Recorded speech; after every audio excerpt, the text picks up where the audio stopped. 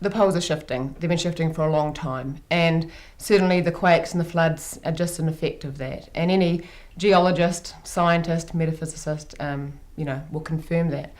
But I think outside of what they have to say, outside of what we see on TV, once we as individuals begin to peel away the layers and connect in for what's true with us inside, in here we know that we are going through a shift.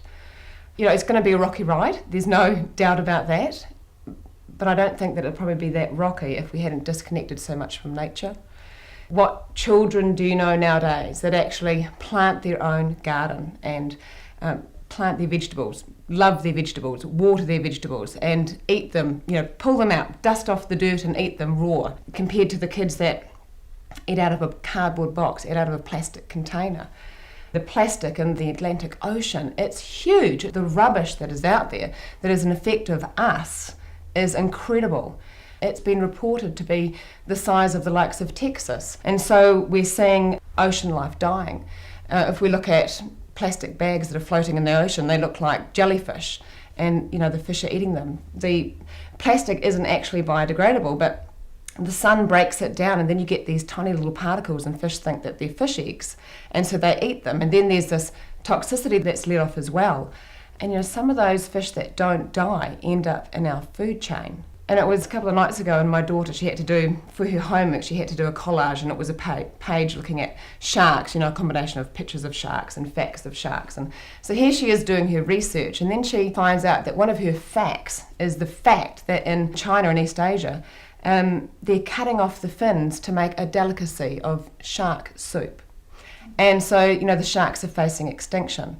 And so what do you say to a 6-year-old girl that says to you, Mummy, why are they doing that? I think what's happening in terms of is it the planet or is it us? It's both. It's definitely both. The planet has always gone through shifts. We've had extinctions in the past. We're going to move. What we need to do as humanity, be able to be connected and live with those shifts in nature. And when we lose and disconnect from each other, we lose our ability to be able to take care of each other. And so for me, with my family, it's important that we are able to be self-sufficient as much as possible, that we know how to grow our own food, that we know how to make our own cheese and be able to live self-sufficiently from scratch. And I think that's really, really important for everybody. We must now go back to those basics. We are actually going through a dramatic shift in consciousness right now on this planet. It has to happen. We have to awaken. And we have to awaken spiritually, which means connection and community with one another and with our planet.